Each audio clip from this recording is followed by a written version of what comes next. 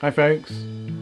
So I'm going to go through my reading experiences from August of this year, so last month. I just about made it through, although not quite, strictly speaking. So roughly in reverse order, although it's not an exact science. I haven't been particularly meticulous about scoring these books, but approximately in reverse order. None of them were terrible books, so it's all degrees of good, really. The first one is Ship of Strangers by Bob Shaw, which I did review on the channel a few weeks back. So this is a shortish novel. It plays like a Saturday afternoon serial, and I gather, although I didn't realise it at the time when I was reading it, it's an homage to The Voyage of the Space Beagle by A. Van Vogt, which is on this month's reading pile. It's episodic. There's 4 or 5 little stories. It's only a thin book, so they're not 20, 30 pages each, something like that. And in each case, the crew of the ship and its AI captain get into various scrapes, and they have to figure their way through it. There's a little bit of character building, but it's mostly plot or situational. It was good. I enjoyed it. It's my first Bob Shaw, so I'm keen to read some more. It was a quick read, easy reading, a good book. And then next on the pile was Asimov's Foundation. It's a reread for me. I read this and the other first 4 or 5 of the what's now many more than that books in the Foundation series, some written by Asimov and others have added to it too. But this is where it started. I'd kind of forgotten how piecemeal the book is. It was, I think there's, if I remember rightly, there are 5 parts to it, and 4 of them were previously published as short stories, kind of after Asimov and John Campbell had a chat one day about an idea that Asimov had. And then I think he added a 5th, which might actually have been the first part to the novel when he pulled it all together. So they do read a little bit like short stories. I mean, there is a kind of overarching thread. So as you probably know, because who hasn't read Foundation at this point, the book and the series as a whole sort of explores the decline and fall of a galactic empire, and the structure was based somewhat on Gibbon's Decline and Fall of the Roman Empire. Mathematician Hari Seldon has developed a new science, psychohistory, which allows him to predict the behaviour and future of large populations, like a galactic empire. And he foresees the imminent collapse of that empire, which has thrived for thousands of years, and he's kind of decried as an idiot. Of course, it's not going to. The empire is immortal; it's going to be fine. But enough people believe him, and essentially the emperor, in order to get rid of him, mainly says, "Oh, all right, then we'll give you some money to set up a foundation somewhere." So at either end of the galaxy, and we only read about the first of those 2 in this story. So at one end of the galaxy, Hari Seldon himself doesn't go because he's too old, but a bunch of people go out to, only about 50, to establish a colony on a planet whose name escapes me for now, but ultimately just becomes known as Foundation. And they are the minnow in their local corner of the Galactic Empire, and the Foundation is tasked with preserving knowledge and guiding humanity's future. I think, bearing in mind that the first of the stories were published in the 1940s, it holds up remarkably well for something that's a give or take 80 years old.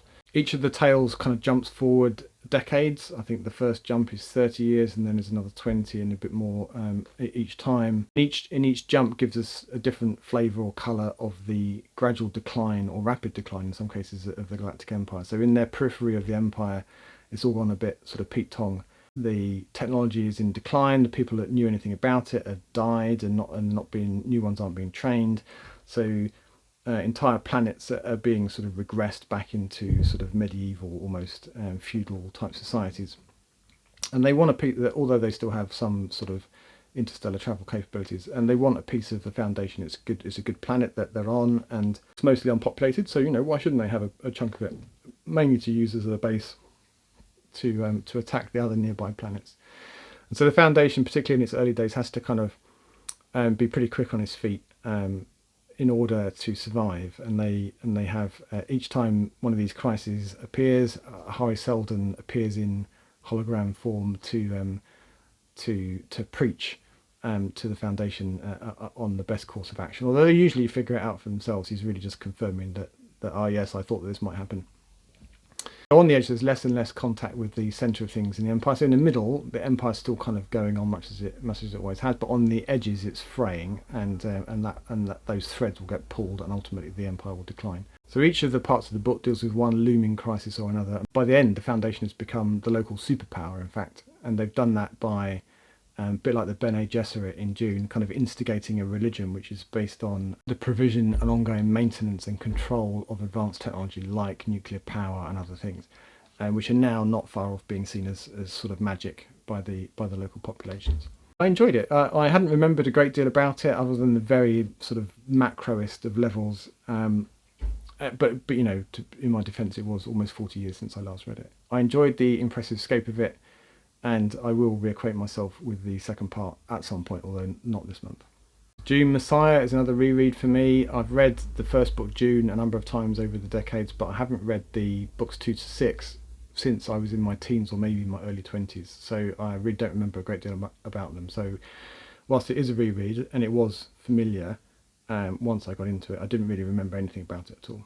So Dune Messiah obviously is the second instalment in the Dune saga. It's set about a decade after the events, 10-15 years after the events of the last part of the first book. So Paul is now the Galactic Emperor. Hope that's not a spoiler for you.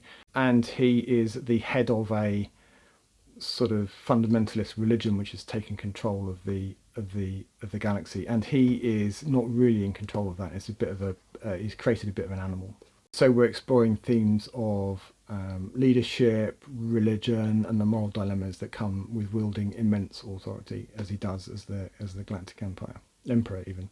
So there's a lot of kind of politics and intrigue and power plays. The Bene Gesserit and the Spacing Guild aren't at all happy about Paul being pretty independent of thought, and they're having his own views about how things should develop. And so they're conspiring to effectively to kill Paul ultimately, but to depose him and to put someone that's more malleable from their perspective on the throne, because they're not happy with the way things are going under him. They're becoming less powerful, which is obviously never a welcome thing for the powerful. But what with Paul's sort of prescience and his ability to see into the future, and Alia, his sister, with her close observation of events and her insight, that it's quite challenging for the Bene Gesserit and the Spacing Guild, their little conspiracy to beat him. Basically, he's a step ahead of them the whole time. I'd completely forgotten about the golem that they give to Paul, which is revealed pretty early on in the book to be a clone of Duncan Idaho, who was the Atreides family retainer that was killed defending them from the Imperial troops. I enjoyed this new version of Duncan's kind of internal battle between his increasingly strong memories and loyalties that he's retained from his first life as a serving officer in the Atreides family. So a battle between that and his programming that he's received as a clone, and there's a nice interplay between those two things. So anyway, I enjoyed my time back on Arrakis, and I will be back for the third part this month.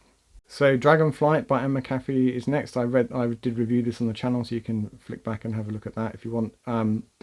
So Dragonflight is the first of about a zillion Dragon Riders of Pern books by McCaffrey, and it's a piquant blend of science fiction and fantasy, with a bit of soft focus, lovey-dovey stuff thrown in for good measure. Not enough to make you vomit or anything. It was okay.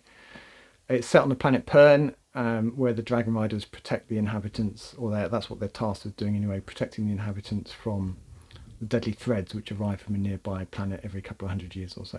The story follows Lessa, who's a young woman with a mysterious past, classic fantasy stuff, as she becomes a Dragon Rider and helps defend Pern from the impending threat. So we get a bit of adventure, we get some politics, and we get dragon bonding, a bit of dragon-fueled lust.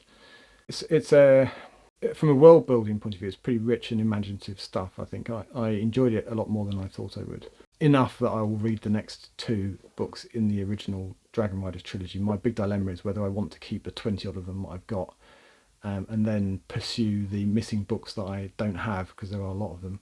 What I was sort of hoping was the first one would be so terrible that it would be an easy decision, but I actually quite enjoyed it. So I can't kick them out just yet. Stone Canal by Ken MacLeod is up next. It's set in a future world where advanced technology has transformed society. We follow two characters, John Wilde and David Reed across 2 different timelines. We get a bit of politics, we get artificial intelligence, and we get the consequences of scientific advancements on humanity. I really like his writing. I think the world building is pretty good. I think, maybe even top notch. And I thought that the interweaved plot threads worked well together and resolved nicely at the end too. And if I've timed this video right, then there should be a review up on the channel as well, where I go into a bit more detail. The Player of Games by an obscure Scottish author that you might have heard of, Ian M. Banks, follows a guy called Gurgay. That's one of his many names. Typically people have quite long names, but anyway, Gurgay is what he goes by. He is a master game player, and he's listed by the Contact division of the Culture, particularly their Special Circumstances division, to play a complex and high stakes game against a repressive alien empire on the other side of the galaxy. So there are games within games, with the Special Circumstances kind of people pulling strings in the background. You don't really see much of that until the end of the book. There is much more at stake than just winning a game, and the intensity kind of ratchets up as the book progresses, and the finale is quite something with the planet that the final stage of the game is on actually catching fire in its entirety. Kind of so far so good with getting through my planned TBR pile for last month, but it does fall apart at this point. I had on my list Cities in Flight by James Blish, which is quite a chunky book. What I hadn't really appreciated, and this kind of bailed me out really, I hadn't really appreciated that it was originally published as 4 separate novels. The first of which, They Shall Have Stars, I happen to have, and it's quite a slender novel. It's, I don't know what, 175 pages. So what I decided to do, as I was rapidly running out of time, I was never going to do this. There simply wouldn't be enough time, but I thought, just about tackle this. I actually didn't quite make it. It rolled over into September by a couple of days, as I didn't have much time. It is sort of prequel to the rest of the book. I think there are 2 technologies which are key to the rest of the story, which are longevity treatments, but also something called a spin dizzy, which is an anti-gravity device which allows for, amongst other things, pretty rapid space flight. There's an example in the book where a suitably equipped ship goes from Earth up into Earth's orbit and then over to the orbit of Jupiter, which is quite a long way, in 2 hours. So they're moving pretty fast. And so this story is about the development, mainly about the development of those 2 technologies. And we follow sort of one main character, a guy who has collected some soil samples off of, I think it's Ganymede, one of the moons of Jupiter, to take to a lab back on Earth, which they are, as scientists do now on Earth, kind of looking for antibiotics which might be able to help humanity out. And as he explores a little bit in that lab and gets to know the attractive receptionist, he begins to understand what they're really working on, which is not antibiotics, or they are, but it's not for the purpose of killing infections. It's for cheating death. So that's where the longevity treatment comes in, and he also gets to understand, via circuitous means, the development of the anti-gravity device. So it's a bit of a sort of manufactured story to give a bit of backstory to the development of that tech for the rest of the book. And I think the rest of the book skips forward quite a big distance in time. I don't know. I haven't read them yet. I've got, I think, books 2 and book 3 in this same set. So I'll probably introduce one of those at least into a future month's TBR pile, but it's not in this month, so it's going to have to wait a little while. But I think they're sufficiently separate that I'll get away with that. So that was what I managed to get through in August with a little bit of September. So I did okay. I've tried to be a bit less ambitious with my reading pile for this month, so I don't have any of that sort of tension at the end of the month. How did you get on with your reading in August? Did you get through what you wanted to get through? Do you even set a TBR pile? Do let me know, but until next time, bye for now.